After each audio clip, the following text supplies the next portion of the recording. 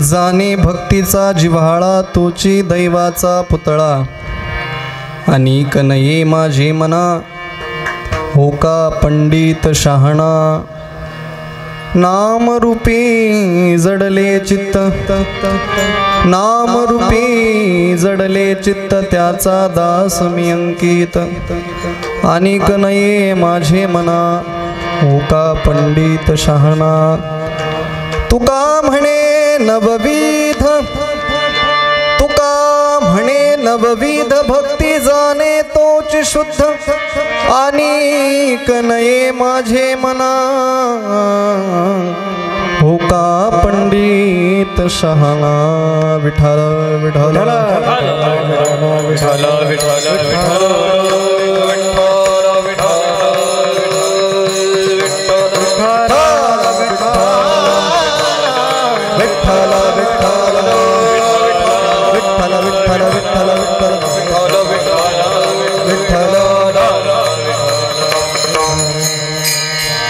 समचरण सरोजं सान्द्रनीलाम्बुदाभं जगननिहित पानिमण्डनं मण्डनां तरुण तुलसीमाला कंधरं कञ्जनेत्रं सदयधवलहासं विठ्ठलं चिन्तयामि पाण्डुरंगा करू प्रथम नमन पांडुरंगा करू प्रथम नमन दुसरे चरण संतांचिया त्यांच्या कृपादाणे कथेचा विस्तारू बाबाजी सद्गुरु दास तुका कलावज्ञ जीवोद्धरार्थावतारं कलांकांक तेजो दिकामोदि वक्त्रं फलानिशवादापनोदार्ह दक्षं समाधिस्थमूर्तिं भजे ज्ञानदेवं नमो ज्ञानेश्वरा नमो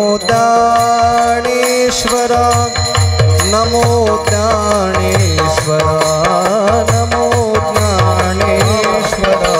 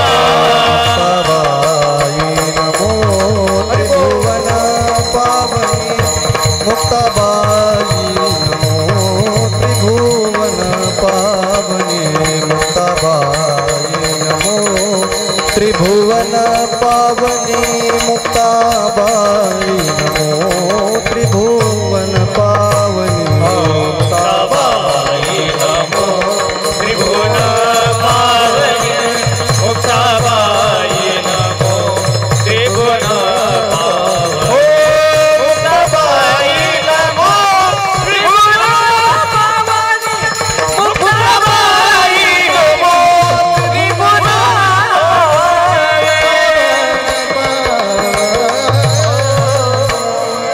नमो ज्ञानेश्वरा नमो ज्ञानेश्वरा निवृत्ती उदारा सोपान देवा मुक्ताबाई नमो त्रिभुवन पावनी आद्यत्रय जननी देवाची नमो सद्गुरु तुकया ज्ञानदीपा नमो सद्गुरु सच्चिदानंद रूपा नमो सद्गुरु भक्त कल्याण मूर्ति नमो सद्गुरु भास्करा पूर्ण कीर्ती। तुकाराम तुकाराम नाम घेता कापियम, धन्य तुकोबा समर्थ जिने केला हा पुरुषार्थ। संपाद्य ज्ञानंच विधाय भक्तिं विलोकितो येन समाधिराज।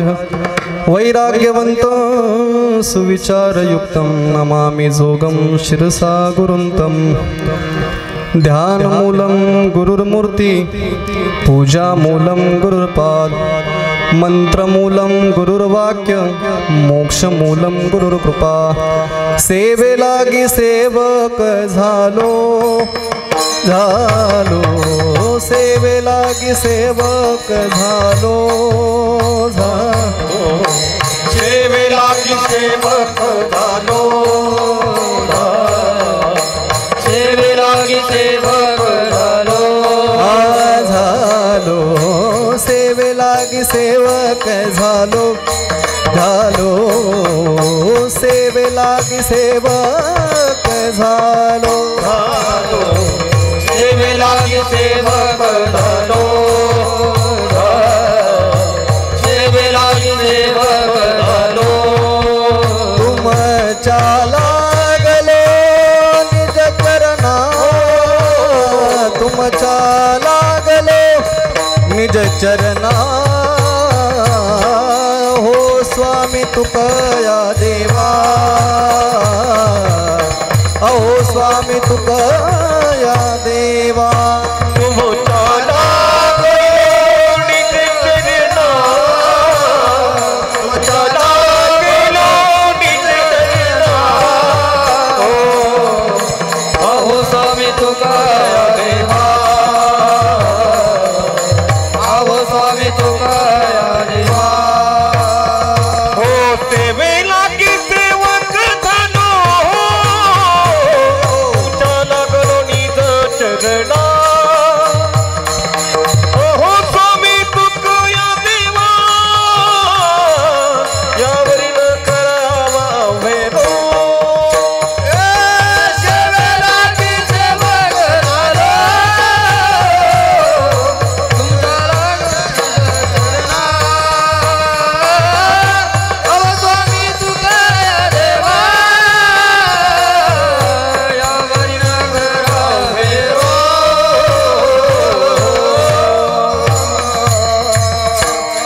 सेवे लागी सेवक झालो, तुमच्या लागलो निज चरणा।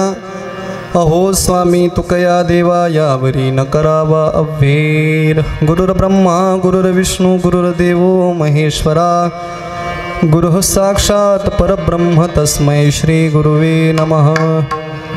जाणे भक्तीचा जिव्हाळा, जाणे भक्तीचा जिव्हाळा, तोची दैवाचा पुतळा।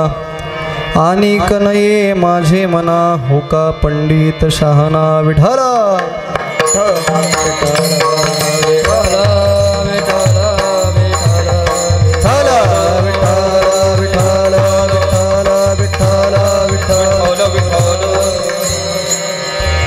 जाणे भक्तीचा जिव्हाळा, तोची दैवाचा पुतळा। आणि कनये माझे मना, होका पंडित शहाणा। परम मंगलमय परात्पर अखिलेश्वर भक्तवांच्या कल्पतरू सकल सत्ताधीश अखिल कोट ब्रह्मांड नायक पंढरीश पांडुरंग परमात्म्याच्या अनंत कृपाशीर्वादानं कैवल्य साम्राज्य चक्रवर्ती श्रीमंत श्री ज्ञानोबराय जगद्गुरु श्री तुकोबराय आदी करून सकल वारकरी संतांच्या असीम कृपेने सच्चिदानंद सद्गुरू साईनाथांच्या कृपाशीर्वादाने त्यांच्या असीम कृपेने आणि त्यांच्या छत्रछायेखाली उभा असलेला हा वारकरी संप्रदायातील सर्वच ज्येष्ठ श्रेष्ठ मंडळींना वंदन करतो, नमन करतो आणि कीर्तन सेवेला सुरुवात। विठ्ठल विठ्ठल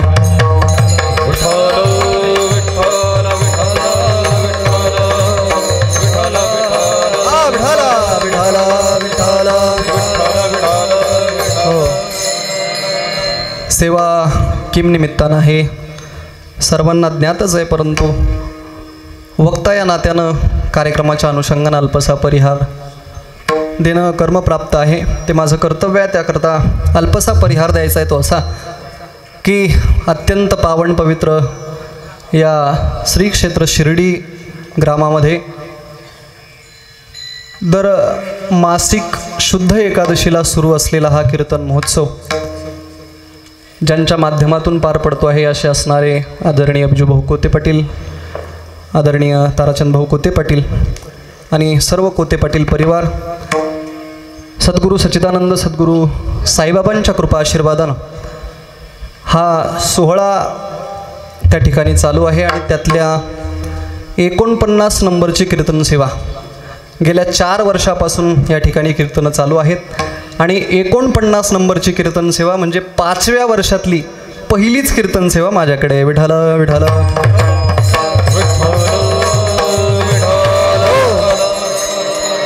सेवेकरता निवडलेला जो अभंग आहे तो वारकरी संप्रदायाच्या कलशस्थानी विराजमान होण्याचं भाग्य ज्यांच्या पदरी पडलं, नव्हे नव्हे ज्यांच्या कलशस्थानी विराजमान होण्यानं वारकरी संप्रदायाचं भाग्य उदयाला आलं असं म्हणण्यात वावगं ठरणार नाही. असे असणारे जगद्गुरू जगद्वंदनीय श्रीमंत श्री तुकोबारायांचा 4 चरणाचा त्या ठिकाणी भक्तिपर प्रकरणातील अभंग आहे. विठाल विठाल. जगद्गुरू तुकोबाराय प्रस्तुत अभंगातून त्या ठिकाणी भक्तीचं भाग्य ज्यांच्या पदरी पडलं त्या महात्म्याचं वर्णन करतात. तो भाग्याचा पुतळा आहे असं जगद्गुरू तुकोबाराय म्हणतात. जाणे भक्तीचा जिव्हाळा तोची दैवाचा पुतळा. बरेच भजनी मंडळ म्हणत असताना देवाचा पुतळा म्हणतात बरं का. देवाचा पुतळा नाही, दैवाचा पुतळा. दैव म्हणजे भाग्य आणि जो भक्तीचा जिव्हाळा जाणतो तो दैवाचा पुतळा आहे म्हणजे तो भाग्याचा पुतळा आहे. आणि कनये माझे मना हो का पंडित शहाणा. जो त्या ठिकाणी भक्ती नावाचं भाग्य ज्याच्या पदरी पडलेलं आहे, भक्ती नावाच्या भाग्याचं जो जिव्हाळा जाणतो त्या जाणणाऱ्या पुरुषा वाचून आणि कुठलाही पुरुष असू द्या, पंडित असू द्या नाहीतर शहाणा असू द्या, तो कुठलाही असू द्या, तो माझ्या मनाला येत नाही. आणिक नाही माझे मना हो का पंडित शहाणा. नामरूपी जडले चित्त त्याचा दास मी अंकित. त्याचं चित्त त्या ठिकाणी नामामध्ये जडलेलं आहे. नाम हे साधन त्यानं साध्य प्राप्त करण्याकरता अवलंबित केलेलं आहे आणि म्हणून नाम साधन त्यानं अवलंबित केल्यामुळं मी त्याचा दास झालोय. म्हटले का हो, तुम्ही ज्याचा दास झाला तो जर एखाद्या शूद्र कुळातला असला किंवा नीच कुळातला असला तर म्हटले तो शुद्ध आहे का. त्याचं उत्तर देताना जगद्गुरू तुकोबाराय म्हणतात, तुका म्हणे नवविध भक्ती जाणे तोची शुद्ध. वर्णाश्रम धर्माचा खंडन करून या ठिकाणी जगद्गुरू तुकोबाराय असं सांगतात, जो नवविध प्रकारची भक्ती जाणतो ना तोच खऱ्या अर्थानं शुद्ध आहे, बाकीचे कोणतेही या ठिकाणी शुद्ध नाही. विठाल. हो, प्रस्तुत अभंगातून जगद्गुरू तुकोबाराय भक्ती नावाचं भाग्य ज्यांच्या पदरी पडलं त्या महात्म्यांचं चिंतन करतात. चिंतन करत असताना ते महात्मे 2 दृष्टीनं भाग्यवान आहेत. एक ते ज्ञानाच्या दृष्टीनं भाग्यवान आहेत आणि दुसरं भक्तीच्या दृष्टीनं भाग्यवान आहेत. अपरोक्ष साक्षात्कारात्मक ज्ञान त्यांना प्राप्त झालं आणि त्यायोगे मोक्ष नावाचा पुरुषार्थ त्यांनी प्राप्त केला म्हणून ज्ञानाच्या दृष्टीनं भाग्यवान आहेत. आणि ज्ञानाच्या नंतर ज्ञानोत्तर प्रेमलक्षणा भक्ती, ज्ञानाच्या नंतरही भक्ती करून पुन्हा संसारात जन्म घेऊन पुन्हा देवाच्या भक्तीत रममाण झाले म्हणून भक्तीच्या दृष्टीनं भाग्यवान आहेत. विठाल विठाल विठाल विठाल. हो, जगद्गुरू तुकोबाराय म्हणतात, देवाची भक्ती करण्याकरता आम्हाला पुन्हा जन्म घ्यावा लागला तरी आम्ही घेऊ. मोक्ष पद तुच्छ केले या कारणे. मोक्ष पदाला सुद्धा आम्ही लाथा मारू. कशा करता? देवाची भक्ती करण्याकरता. या संसारात तसं जर पाहिलं तर संसारामध्ये किती दुःख आहे आणि अशा दुःखमूळ असणाऱ्या संसारात आम्ही पुन्हा जन्म घेऊ. कशा करता? फक्त देवाच्या भक्ती करता. कारण देवाची भक्ती करणं, साईबाबांची भक्ती करणं एखाद्या भाग्यवान पुरुषाच्याच नशिबात असतं. विठाल विठाल विठाल विठाल विठाल. हो, बघा, प्रस्तुत अभंगात जगद्गुरू तुकोबाराय ज्यांच्या पदरी भक्तीचं भाग्य पडलं त्या महापुरुषाचं, त्या महात्म्याचं चिंतन करतात. भाग्य तो दैवाचा पुतळा आहे, तो भाग्याचा पुतळा आहे असं जगद्गुरू तुकोबाराय म्हणतात. पण भाग्य म्हणजे काय हे आपल्याला कळणं फार गरजेचं आहे. भाग्याचं चिंतन घडणं फार गरजेचं आहे. तर भाग्य असं आहे, ज्यांच्या पदरी भक्तीचं भाग्य आहे तोच खरा दैवाचा, तोच खरा भाग्याचा पुतळा आहे असं जगद्गुरू तुकोबाराय म्हणतात. आणि सर्व संतांनी असं सांगितलेलं आहे की भाग्याशिवाय काहीही घडत नाही. नुसती धावाधाव केल्यानं, तो परमार्थ असू द्या किंवा संसार असू द्या, नुसती धावाधाव केल्यानं आपण सफलतेपर्यंत जाऊ शकत नाही. त्याच्याकरता भाग्याची जोड असावी लागते. भाग्य जरी सानुकूळ केले उद्यम सदा सफळ. एखाद्याचं भाग्य सानुकूल असेल, त्याला प्रतिकूल नसेल, तर त्यानं काहीही उद्योग करू द्या, तिसऱ्या मजल्यावरती पंक्चरचं दुकान काढू द्या, तरी ते पंक्चरचं दुकान चालतं. का? कारण त्याच्या पाठीमागं भाग्य आहे. आणि एखाद्याचं जर भाग्य तो निदैव असला, तो जर करंट असला, त्याच्या पाठीमागं भाग्यानं जर हात ठेवलेला नसला, तर त्यानं काहीही करू द्या, तो उद्योग सफल होत नाही. एका 2 मित्रांनी सोबतच त्या ठिकाणी किराणा दुकान टाकले गावामध्ये. एका मित्राचं दुकान एवढं मोठं झालं, पूर्ण गावाचा किराणा त्याच्या दुकानातून त्या ठिकाणी जाऊ लागला.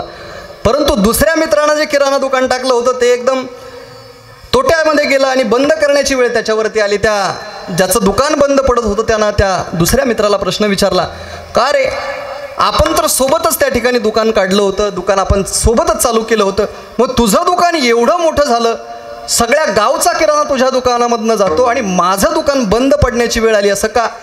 तो म्हटला, भाग्य जरी सानुकूळ केले उद्यम सदा सफळ. भाग्याची जोड असणं फार गरजेचं आहे. सुभाषितकार सुभाषितामध्ये वर्णन करताना असं म्हणतात, माधाव माधाव विनैव दैवम नोधावनम साधनमस्ति लक्ष्म्याः चेद्धावनम साधनमस्ति लक्ष्म्याः श्वाधावमानो न लभेत लक्ष्मी. नुसती धावाधाव करण्यानं जर पैसा भेटत असता, नुसती धावाधाव करण्यानं जर सफलता भेटत असती, तर सगळ्यात आधी पैसा, सगळ्यात आधी मोठा कोण व्हायला पाहिजे होता माहिती आहे का? कुत्रा. कारण सगळ्यात जास्त धावाधाव कोण करतं? कुत्राच धावाधाव करतो ना. नुसती धावाधाव करण्यानं जर पैसा मिळत असता, नुसती धावाधाव करण्यानं जर सफलतेपर्यंत माणसांचा प्रवास सफल होत असता, तर कुत्रा अगोदर त्याच्या साध्यापर्यंत पोहोचायला हवा होता, त्याला अगोदर आनंद मिळायला पाहिजे होता, तो अगोदर मोठा व्हायला पाहिजे होता. परंतु तसं होत नाही. याचा अर्थ असा आहे की भाग्याशिवाय काहीही जगामध्ये घडत नाही.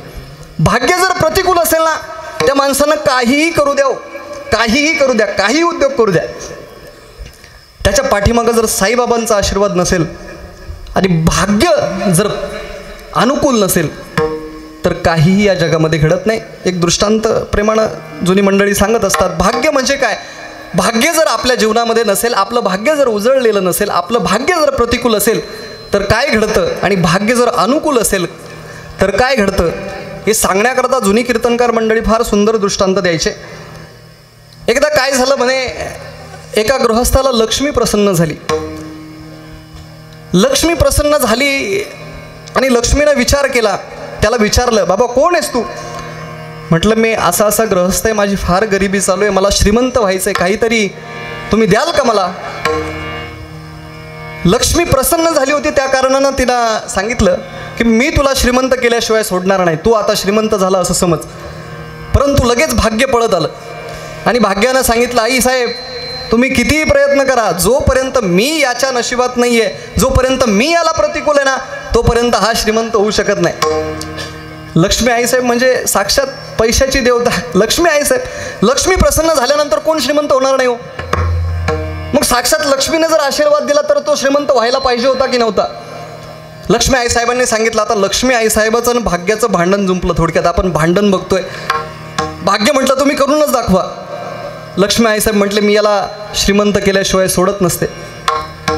लक्ष्मी आईसाहेबांनी काय केलं, त्यांच्या गळ्यात एक मोतीहार होता, त्या मोतीहारातला एक मोती काढला आणि त्याच्या हातावरती दिला. त्या मोत्याची किंमत एवढी होती, अख्खा तालुका त्यानं विकत तो घेऊ शकत होता. म्हटले बघ झाला तो श्रीमंत. आईसाहेब थोडं वाट बघा म्हटले. तो मोती घेतला हातात आणि घरी जाण्याकरता तो निघाला. वाटेत जाताना, आता पूर्वीचा काळ पायी चालला होता, तहान लागली, नदीच्या काठावर पाणी पिण्याकरता थांबला.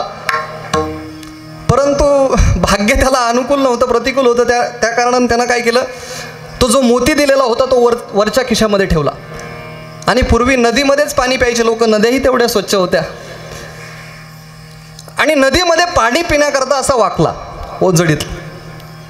खिशातला ठेवलेला मनी नदीत पडला. पुन्हा ज्याच्या जशी स्थिती होती परत त्या स्थितीवर आला. पुन्हा रडत रडत लक्ष्मी मातेकडे गेला. आईसाहेब माझा मोती पाण्यात पडला. म्हटले अरे काय तुला एवढा मोती सांभाळता येत नाही, एवढं मोठं श्रीमंत तुला मी केलं होतं, अख्खा तालुका तू विकत घेऊ शकत होता आणि तुला एक मोती सांभाळत होऊ शकत नाही म्हटले. पण लक्ष्मी माता प्रसन्न झाली होती. भाग्य म्हटलं बघले का, बघितलं का म्हटले, मजा बघितली का. मी प्रतिकूल आहे, मी अनुकूल होत नाही तोपर्यंत यात हा श्रीमंत होणार नाही. लक्ष्मी आईसाहेब जरा चिडल्याच भाग्यावरती. म्हटले तुझा बेतच बघते म्हटले आता. लक्ष्मी आईसाहेबांनी त्यांच्या गळ्यात जो चंद्रहार होता तो चंद्रहार काढला आणि त्याच्या गळ्यात घातला आणि त्याला ताकीद देऊन सांगितलं, आता पाणी पिण्याकरता जर गेलास तर नदीपासून हा हार लांब ठेवायचा आणि मगच पाणी पिण्याकरता जायचं, म्हणजे तो हार नदीत पडणार नाही. तो असा चालत होता. पुन्हा त्याला तहान लागली. त्याच जागेवर त्यानं मग लक्ष्मी मातेचे शब्द त्याला आठवले की पाणी पिण्याकरता जायचंय, त्यावेळेला हार लांब काढून ठेवायचा. त्यानं मागेच हार काढून ठेवला आणि पाणी पिण्याकरता गेला. पाणी पिऊन येतो तर मागचा हार गायब. एका घारीनं तो हार उचलून नेला. त्याला घार आकाशात जाताना दिसला. पुन्हा जैशी स्थिती आहे, ज्या स्थितीवर होता त्या स्थितीवर आला. पुन्हा रडत रडत, ज्याचं भाग्य अनुकूल नसताना त्याला रडावंच लागतं अख्खं आयुष्यभर. एखाद्याच्या भाग्यामध्ये खूप धन असतं, एखाद्याच्या भाग्यामध्ये फार प्रसिद्धी असते, एखाद्याच्या भाग्यामध्ये फार ज्ञान असतं. मग जो ज्ञानी आहे, जो सिद्ध आहे, तो प्रसिद्ध असेलच असं नाही, आणि जो प्रसिद्ध आहे तो सिद्ध असेलच असं नाही. विठ्ठल विठ्ठल विठ्ठल विठ्ठल विठ्ठल. हो, म्हणून ज्यांचं भाग्य अनुकूल आहे ना त्याच्या जीवनामध्ये खरी सफलता आहे. तो पुन्हा रडत रडत लक्ष्मी मातेकडे गेला. लक्ष्मी माते पुन्हा तो चंद्रहार एक घार घेऊन गेली. म्हटले, अरे कारट्या, तुला काही अक्कल, तुला श्रीमंत करण्याकरता मी भाग्यासोबत भांडण केलं, एवढा कुटाणा मी केला, माझ्या गळ्यातला चंद्रहार तुला दिला, त्या चंद्रहाराची किंमत एवढी आहे, तो चंद्रहार जगात कोणाकडेच नाही म्हटले, तुला मी दिला आणि तू तो चंद्रहार घारीला दिला. भाग्य म्हटले, बघितलं काय साहेब, मी जोपर्यंत अनुकूल होत नाही तोपर्यंत हा श्रीमंत होऊ शकत नाही. आई साहेब जरा चिडल्या जाता. आता त्यांनी काय केलं, एक भाग्याला विचारलं, याला श्रीमंत करण्याकरता काय करावं लागेल. म्हटले, काही नाही, मी जेव्हा अनुकूल होईल तेव्हा दुसऱ्याच सेकंदाला हा श्रीमंत होईल. म्हटले काय देऊ आता. म्हटले 1 रुपया द्या. 1 रुपया द्या. म्हटले, अरे मी मोती दिला, चंद्रहार दिला, अजून काय काय नाही दिलं, त्यानं श्रीमंत झाला नाही, 1 रुपयानं कसा श्रीमंत होईल, कसा श्रीमंत होईल 1 रुपयानं. भाग्य म्हटलं, तुम्ही देऊन तर बघा. आईसाहेबांनी 1 रुपया दिला आणि तो वाटेनं घरी चालत वाटेनं गेला. बायकोला सांगितलं, आईसाहेबांनी 1 रुपया दिलाय. म्हटले, काहीतरी आणावं लागतं याचं. म्हटले, लई दिवस झाले मासा खाल्ला नाही. मासा घेऊन आणण्याकरता त्या ठिकाणी नदीवरती गेला. त्यानं मासा आणला. घरात सरपण नव्हतं, सरपण आणण्याकरता जंगलात गेला. तोपर्यंत त्या बायकोनं चिरफाड केली. त्याच्यामध्ये त्या नदीत पडलेला जो मोती होता त्या माशानंच गिळला होता. त्या माशाच्या पोटात तो मोती सापडला आणि हा सरपण आणण्याकरता जंगलात गेला. त्या घारीला काय खाद्यपदार्थ म्हणून तिनं उचललं होतं, परंतु चावता येणं म्हणून तिनं तो हार एका वाळलेल्या झाडावर फेकून दिला. तो हारही त्याला सापडला. म्हणजे बघा, ज्या वेळेला भाग्य त्याचं अनुकूल झालं त्यावेळेला खऱ्या अर्थानं तो श्रीमंत झाला. जोपर्यंत भाग्य अनुकूल होत नाही ना, भाग्याचा हात ज्यांच्या पाठीवर नाही त्यानं कितीही उद्योग करू द्या, तो सफल होत नाही. विठ्ठल विठ्ठल विठ्ठल विठ्ठल विठ्ठल.